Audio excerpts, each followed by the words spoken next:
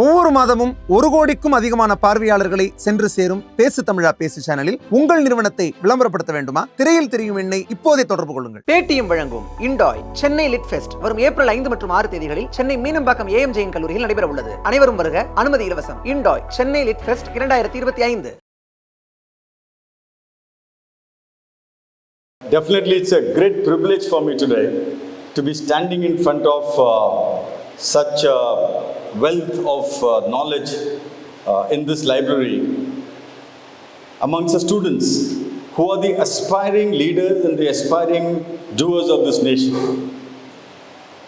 As a military man, usually I see 3 military people here, I'm the 4th guy. So people who are good writers are not good speakers. They don't make good orators. And those are good orators, they don't know how to write at all because they don't know how to orate. But a military man knows neither. He can neither speak nor write because he can only fire bullets basically.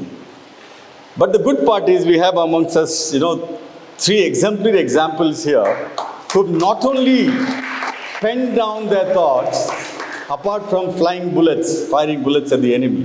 And that's, I think, is what is required today for our generations to know how the Indian military, how our soldiers protect this nation and what it takes to protect the nation. And rather than penning it down in a pamphlet form, if I was asked to write this book, I'll have probably finished off Manik's book in 4 pages. Because that's how military people write. We are taught something called as ABC of writing. That's accuracy, brevity, and clarity. 3 things. So in all our military writing, you will find these 3 things because we don't believe in anything beyond that. Now that's what I'm sure Jolly has been taught, that's what I'm sure Peter has been taught too. But they have risen above this to come up with such beautiful work of fiction which transcends into a naturalized fiction, which transcends into reality without actually writing about what is real. How many of you have seen this movie called Amaran? Raise your hands. Amaran, come on, I thought everyone would have seen this movie, right? And how many of you think it's a great movie? Raise your hands. Yeah? So Amaran encapsulates, thank you so much. Amaran encapsulates what is Kupwara Diary all about, the Kupwara Codes all about. That's the kind of life that soldiers lead there. That's the kind of sacrifices, that's the kind of challenges they face just to make sure not only that they survive, but to make sure that the borders of this nation is not breached. And the 2 people that he mentions, fictionalized Gorkhas, that's something amazing. They are the soldiers of India. They epitomize the soldiers of India. The Gorkhas, for example, have an unwritten code. They carry with them a Gorkha kukri, which I'm sure Major Manik owns his own kukri. Do you, Manik? He should have told you this. I wish he had told it. You should have heard it from his mouth. A Gorkha carries a kukri. That's a very, very special weapon. Like the kurmi of South India. You heard of kurmi? Urmi?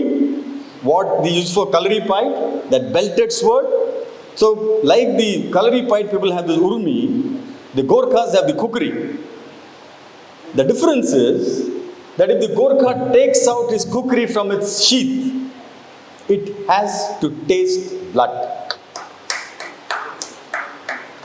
Yeah, I'm not joking.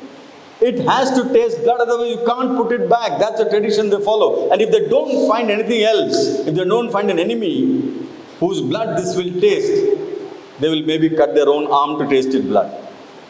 Because that is the tradition. And that is the fervor with which soldiering is done. And that's what Kupwara Codes brings out in a fictionalized form. I can go on, but I'm not too sure how many of you here are captive audience and how many of you here are volunteer audience. So, because after all it's a college. So all those who are captive audience, just raise your hand. Okay, all those are volunteers, the rest are I take are volunteers, they are willing to hear the stories of that's coming on, a lot of interesting things are happening. But all those who think you are captive here, you are here because you've been told to be here, you're most welcome to go. We are here to have fun and we have to have a lot of good things. We'll chat a lot. But anyone who wants to go on is most welcome to one. Don't have to be sitting here, right? But Today's evening I feel is going to be very interesting because we have Shubhangi with us, whom I don't know how many of you have seen, but she is a very popular figure in Network 18. She covers the strategic affairs, the geopolitical affairs, she covers national affairs with great elan. I would love to listen to her and the way she is going to conduct this meeting. I can go on for hours on stories of war. Fortunately, I had the opportunity to fight the Kargil War myself. How many of you were actually witnessed Kargil War? So let me see. 1999 date of birth. Raise your hand. All those who were born before 1999. Anyone here? I mean, I'm not talking the seniors. Yes, of course. But I'm talking the students. Yeah, so 1999 was the time we had the Kargil War. Why I'm referring to this is because it is about Kargil War that Colonel Peter is going to talk about. He's an award winner from there is a commendation card. He's written a beautiful book which is going to come up soon. So, but I had the fortune, I would say, for a soldier. Of course, fighting war is not the thing that we all want to do. Nobody wants to fight a war. Not even a soldier wants to fight a war. But sometimes, once you have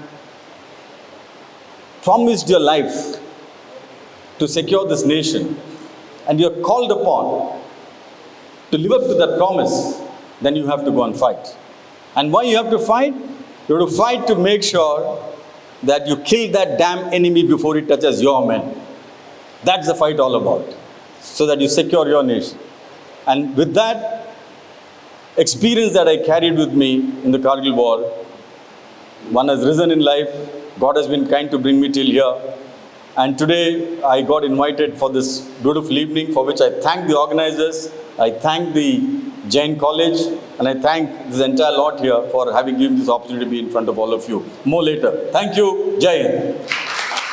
பேசு தமிழா பேசுவினுடைய மக்கள் foundation மூலமா நம்ம ஒரு மிகப்பெரிய ஒரு பசு சரணாலயம் அமைப்பதற்கான முயற்சியில் ஈடுபட்டிருக்கோம். இந்த பசுக்கள் சரணாலயத்திற்கு என்னுடைய கான்ட்ரிபியூஷனா நான் ஏதாவது கொடுக்கணுங்கிற எண்ண ஓட்டத்தின் அடிப்படையில் கிட்டத்தட்ட 10 ஆண்டுகளுக்கு மேல நான் கலெக்ட் பண்ண கலை பொருட்கள் அனைத்தையும் விற்று அதன் மூலமாக திரட்டப்படக்கூடிய தொகை என்னவோ அதை இந்த மக்கள் ஃபவுண்டேஷனுக்கு, இந்த பசு சரணாலயம் திட்டத்திற்கு என்னுடைய கான்ட்ரிபியூஷனாக கொடுக்க போறேன். இந்த பொருட்கள் அனைத்துமே நம்முடைய பேசு தமிழா பேசு அலுவலகத்தில் விற்பனைக்கு இருக்குது. கீழே இருக்கக்கூடிய இந்த கான்டாக்ட் நம்பருக்கு நீங்க கால் பண்ணி இது பற்றின மேலதிக விவரங்களை நீங்க தெரிஞ்சுக்கலாம். அது மட்டும் இல்லாமல் மக்கள் ஃபவுண்டேஷனுடைய அக்கௌண்ட் நம்பரை இந்த வீடியோடைய டிஸ்கிரிப்ஷனில் கொடுத்துருக்கோம்.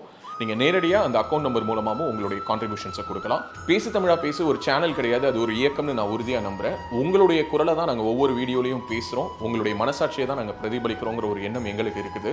அதே எண்ணம் உங்களுக்கு இருந்ததுன்னா தொடர்ந்து பேசு தமிழா பேசுவனுடைய முயற்சிகளுக்கு நீங்கள் கொடுக்கக்கூடிய ஆதரவை இந்த பசுக்கள் சரணாலயம் திட்டத்திற்கும் கொடுக்கணும்னு சொல்லி ரொம்ப தாழ்மையோடு கேட்டுக்கிறேன். உங்களுடைய அன்பாலையும் ஆதரவாலையும் தான் பேசு தமிழா பேசி இயங்கிட்டு இருக்கு. அதற்கு என்றென்றைக்கும் நன்றி.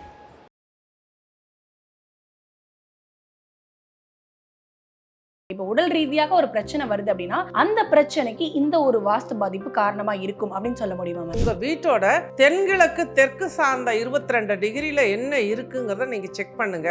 நான் சொல்ற மாதிரி பாதிப்பு அந்த இடத்துல இருந்தது அப்படின்னா நிச்சயமா அந்த இடத்துல. இந்த மாதிரி ஆன்மீகம் மற்றும் ஜோதிடம் சார்ந்த இன்னும் பல வீடியோக்கள் பார்க்கணுமா? மறக்காம திருவருள் டிவிக்கு சப்ஸ்கிரைப் பண்ணுங்க. திருவருள் டிவியுடைய சேனல் லிங்க் இந்த வீடியோடைய டிஸ்கிரிப்ஷன்ல இருக்கு.